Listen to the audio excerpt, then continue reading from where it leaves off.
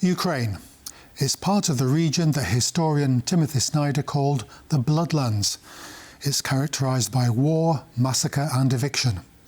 In October 1947, after the Second World War formally ended, a new chapter began with Operation West. Once more, thousands were sent to Siberia. It's a familiar tactic. Join me, Darasz, for How We Got Here. Russia's hatred for Ukrainians has been interchangeably overt and secretively calculative throughout the ages.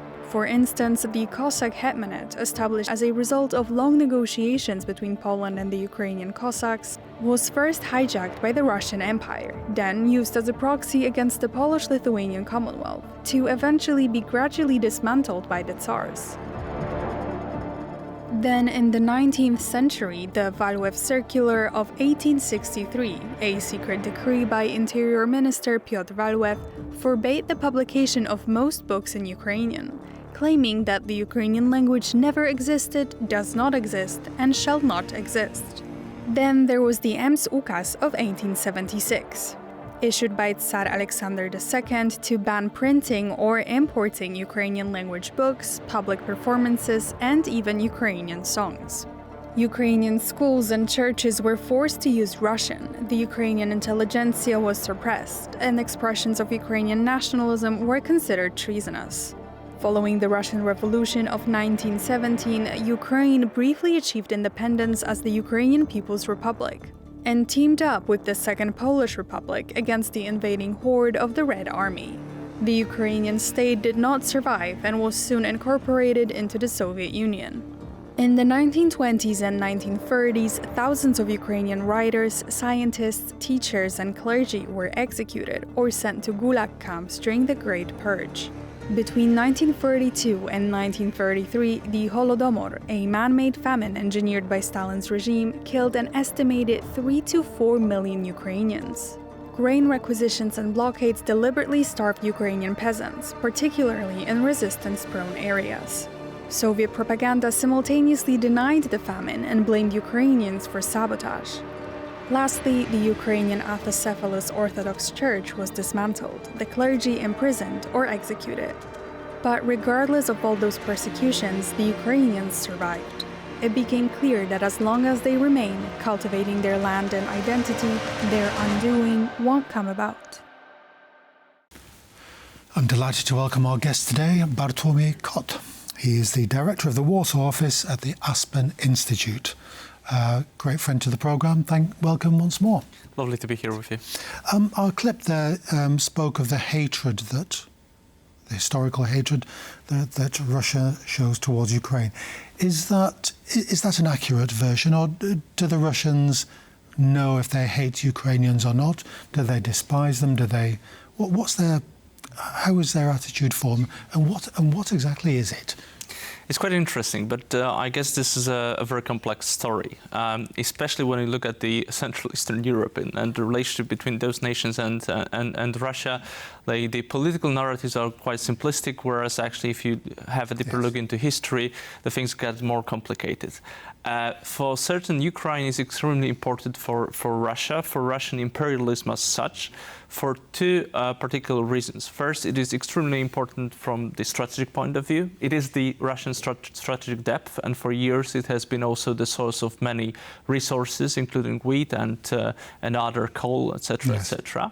But secondly, it is also a part of the narrative of the roots of Russian state. It is I would say the maternal place of Russian statehood, and in that sense, the inclusion of the Ukrainian part within the broader Russian empire, it is the reason why the empire exists as such. So it is completely with also the perception of the links between those nations. The Ukrainians are not treated by parts of the Russian society as something separate, as a separate nation, rather a part of the, as Putin put it in his article, a triune nation. And in that sense, any kind of the autonomous actions undertaken by the Ukrainian nationals or even people with nationalistic ressentiments are considered by Russians as something which is, simply speaking, against Russia as such. So they would accept Ukrainians as a part of this broader concept of Russian world, Russian nations, but in a sense, when they see that Ukrainians are considering themselves as something autonomous, then this autonomy is automatically considered as as an attack on Russian statehood. Is it the fact that they don't want to be part of a Russian Union or a reincarnation of the USSR, of the Soviet imperial idea? Is that what irks the Russians, or is it the idea of being Ukraine, a separate nation? Is it a strategic thing, or is it a nationalist identity thing that they don't like? It is also quite complex. When you look at these narratives that are very much based on history, then I would say that there is a lot of resentment against any kind of the autonomous actions of the Ukrainian citizens, because it is automatically treated as something hostile to Russian nation, as I said. Because in the history, these actions that were undertaken by Ukrainians as a source of their independence, as a willingness to get into more independent state outside of Russia, were automatically the actions that were, introducing almost a warfare state between those nations. Whereas at the same time, there is also some kind of the reasoning from the Russian point of view that bringing Ukraine closer to the concept of more Europeanized, both economically and politically, unions, such as, for example, European Union nowadays, automatically is like a bomb planted beneath the soft belly of Russian imperialism, for one particular reason. If something works well in Ukraine, for any kind of a Tsar or a ruler in Russia, that would be a source of the of problems with his own nation in Moscow, in St. Petersburg, and wherever else. If something is good for Ukrainians, that would be also good for Russians in that context. That's where the idea of the Western idea of civil rights, of human rights, civil rights, the relationship between the state and the individual, that's where it seems to break down halfway across Ukraine. On the right bank we have the Polish-Lithuanian heritage. On the left bank we have the Russian Novorossiya kind of idea. Does the fact that Ukraine is split mentally, what sort of a bearing does that have on the idea of the Russians, the attitude of Russians to Ukraine? Do they view the Eastern Ukrainians as their own, and the Western Ukrainians as sort of little Poles, or how do they see that particular divide? I don't believe that this division is something which is the most that is the pattern in Russia right now. What I would underline here is that even this perception, as we speak, that something could be a value-based offer to Ukrainians, such as human rights, the political union, the economic union, etc., etc., and this is something different to the geopolitical offer of Europe expanding to Ukraine. This is something which probably from the Russian point of view does not exist. This division does not exist. Any kind of the economic political offer to Ukraine automatically means for a Russian ruler a geopolitical offer. And this geopolitical offer is treated as a threat to not only Ukraine, not only to the broader concept of the Russian nation, but also to his own rule in Russia. Simple as that. And of course, there is this notion that the Russian word "Ruski mir" It is something broader than only a cultural offer. It is something broader than only a political offer as well. And that in the history of those two nations, Ukraine and Russia, the perception that was introduced into Ukrainian lands by the fact that for majority of the time, at least a part of this land was a part of the Commonwealth, constitutes a separate both cultural and political heritage for Ukrainians as compared to Russians. In my very own opinion, but this is a Polish opinion, now you could tell, this is also a source of the autonomous thinking that the Ukrainians have. Some kind of the linkage to values such as liberty, for example, the personal liberty, and a completely different way of a completely different perception of the connection between an individual and state as compared to Russia, for example. And we see this as a tug of war between Polish-Lithuanian values, Commonwealth values for centuries, and Russian values, broadly speaking. What about the Austro-Hungarian influence, especially in the West? Has that had a lasting impact on how Ukrainians see the Russians and vice versa? And that's the most important and I guess very much overlooked perception that we have to introduce here. Because the Austro-Hungarian Empire before the First World War was incentivizing certain nationalistic ressentiments among Ukrainians, but also among Poles, let's be honest, as a source of a future warfare against, of course, the Russian Empire as well. It is pretty much the same case as happened in the Balkans back then. So the nationalistic resentiment was on the rise, and there were empires that were willing to use that for the sake of their own interest, having into account that, of course, there was a perceived confrontation between Austro-Hungary and Russia at some point. The support given to the Ukrainian nationalistic sentiments was an obvious choice for the policymakers in Vienna, but it wasn't used only for the sake of separating, in a sense, the citizens of back then the Russian Empire, so the Ukrainian lands that were a part of the Russian Empire from, of course, the rulers from St. Petersburg and later in Moscow, but it was also used as a source of some kind of conflicts between Poles and Ukrainians in cities such as Lviv, for example. It was very useful for Austro-Hungarians. It was based in this old Roman principle of divide and rule, divide et impera, and for that reason alone, I'm not shocked with the fact that it was used that way. We'll move on to our next clip now, which is about Operation West in 1947. When the NKVD, the Soviet secret police, failed to suppress the Ukrainian insurgent army and the organization of Ukrainian nationalists' independence struggle, Stalin proceeded to implement a different plan. Codenamed Operation West, it was a mass deportation of Ukrainian families suspected of collaborating with the OUN or UPA to the Kazakh Soviet Republic and Siberia.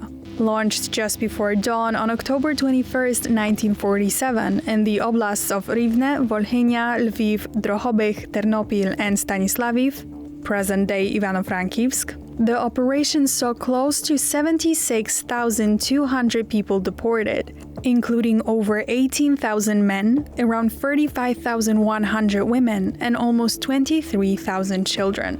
Resettled into a harsh environment, those able to work were forced to toil away their days in the mines of Chelyabinsk, Krasnoyarsk, and elsewhere. Families with no able-bodied men or women were condemned to poverty and likely death in the harrowing cold of the north and the Kazakh steppes.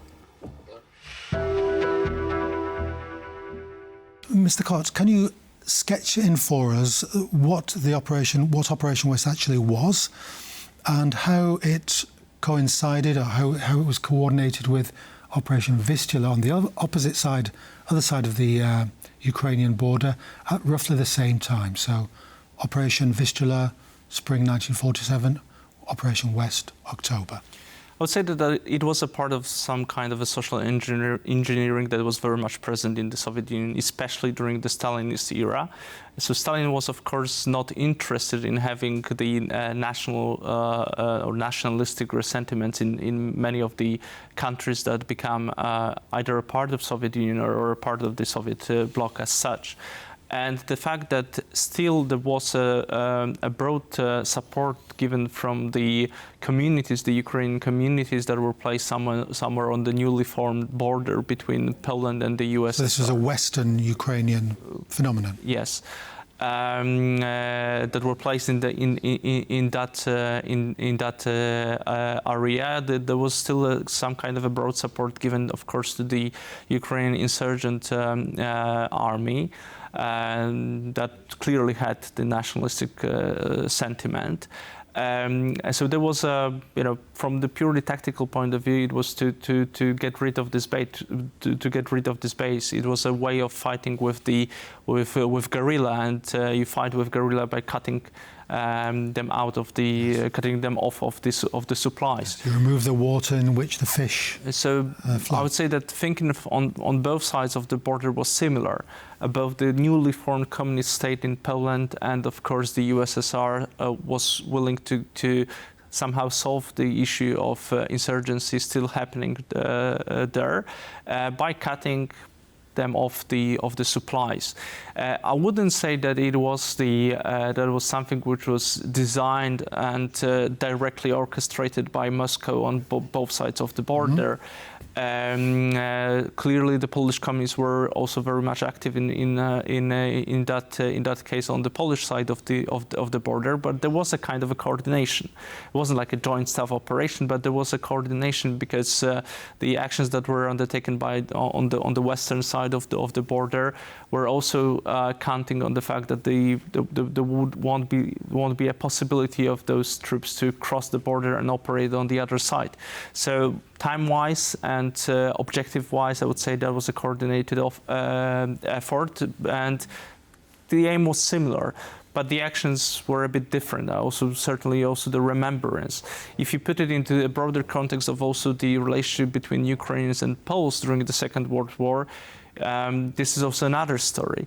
I wouldn't link that directly to the Volyn massacre, but you have to take into account the cause of the events that were happening during the Second World War. So, at some point, the conflict between Ukrainians and Poles, broadly speaking, in that region, was a result of the ethnic cleansing that was undertaken by the very same units of the Ukrainian underground army. That later, of course, this issue, this conflict was still very much active, and the actions undertaken by the communist state was a way of fighting with the support, with the links that were already there, but also, let me be honest, like a way of securing the loyalty of new citizens of the state to the state itself. At the same time, the communist the Polish state was undertaking the very same actions against also the Polish underground army. So, and all of these citizens that they were treated as a potentially unloyal to the newly formed state. These Ukrainian sources I've come across give a figure of 80,000 or so civilians that were deported. Would this be about right? It seems to be also that this method seems to have worked. It worked in the case of the Poles in 1939, 1940. Were all shipped off of that area. They were shipped off by the Soviet Union to Siberia. 1944, they got rid of the Crimean Tatars. It seemed to be a tried and tested method used by not just the Soviet Union, but the Russian imperial state before. What we tend to overlook is also the time that happened between the Volyn massacre and Vistula action, because between 1944 and 1947, so for 3 years, there was also an activity that was undertaken in a peaceful manner. and it was a result of the contract, of a deal between the newly formed Polish Communist state and the Soviet Union, and it was a peaceful relocation of Ukrainians from Poland to the Ukrainian SSR in the Soviet Union, and those Poles who stayed in the on now Ukrainian territories pre-Second World War, of course, the Polish territories, deporting them to Poland. And in that period, the number of Ukrainians is estimated to be around 400,000, 500,000, so way more than during the Vistula action. But it was a peaceful action. So basically speaking, the Vistula action was a follow-up to that peaceful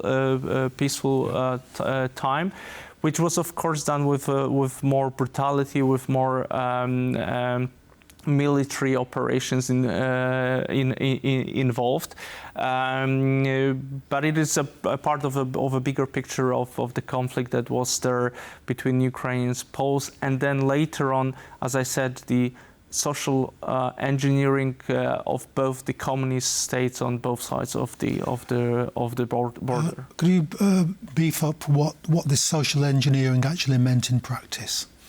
Well, it meant that these people could not come back to the place that they were born. Of course, since they were relocated also to the territories that were regained by Poland from Germany. It was also a very new surrounding for them. Yep. What is quite also, I guess, not very much remembered, they were also mixed with the people who suffered also from the Polish side by the deportation, by the relocation from the nowadays Western Ukraine to these territories, and also even mixed with the victims of the Wołyń massacre, because the people from the very same territory were also deported to the same locations. So since they were in a new surrounding, in new cities, among new families, etc., etc., they had to reinvent themselves. But it was a story of both Ukrainians and Poles. Of course, the Ukrainians, but not only, because it's not only Ukrainians, it's also Lemko, it's also Boyko nations. Yes. They simply speaking had to reinvent themselves in newly formed communist Poland, or the USSR on the other side, and at least until 1956 they were unwelcome back to the territories from which they were relocated. So did that have a mental shift in terms of getting used to from being in the countryside to being in large towns? It was that sort of dislocation mentally. Yes, plus I would also say that it in some way it also cut the links to the culture of these nations, because especially before the Second World War in pre-war Poland, nations such as Lemkos, for example, they were also quite distinctive. It was a place where people went to enjoy their holidays, so they very much enjoyed also the experience of having this culture in that places. Of course, after the war ended, and because of these relocations, this part of the Polish, let's say, cultural Polish heritage, the Polish state, is not existent anymore, as many of the heritage of the Second Republic. A final question to you, one of the final questions, which I hope to squeeze in. What's the lasting influence of Operation West on the Ukrainian sense of being Ukrainian, on its own historiography? We have the dreadful Holodomor, the famine of the 1930s. Does Operation West have the same significance, or is it localized to those whose folk memory is of the Western Ukraine? I guess there are a couple of points. First of all, I would say that still the understanding and the memory of history of Ukraine is not that very much present in all of the regions of Ukraine. There are differences how the Western Ukraine and people from Western Ukraine perceive their history. than those in Kiev and in the east. That's for certain. Secondly, I guess Ukrainians are still not very much aware of the shared history between Poles and Ukrainians, even during the Commonwealth time, and stories like a different perception on stories like Khmelnytsky, for example. This is very much still very much polluted by the Soviet narrative around these issues. The third thing I would underline here is, of course, because of what is going on right now between Ukrainians and Russians, there is a lot of narratives where history meets politics, and of course it is also used for that very purpose from both sides, from Ukrainians and Russians as well. And the fifth thing I would say, I guess, is also very much overlooked right now. We must also understand that, in a sense, the Soviet Union was not only an occupier in Ukraine. For at least 2 generations, Ukrainians were a part of that state, and the Ukrainian elites were also a part of the forming elites of the Soviet Union that were also governing this state. So I guess that limiting that story only to the Stalinist regime and what happened during the 1930s up to 1950s is also a bit limiting when you look at the broader history of Ukraine and Ukrainian nation. Yes, I'm sure there are many nationalities that formed the USSR and form part of the establishment there. For the time being, Bartłomiej, thank you very much for coming onto the programme. Thank you. That's it. Join us next time, Tuesdays, 21:35. That's 35 minutes past 9 p.m. Join us then.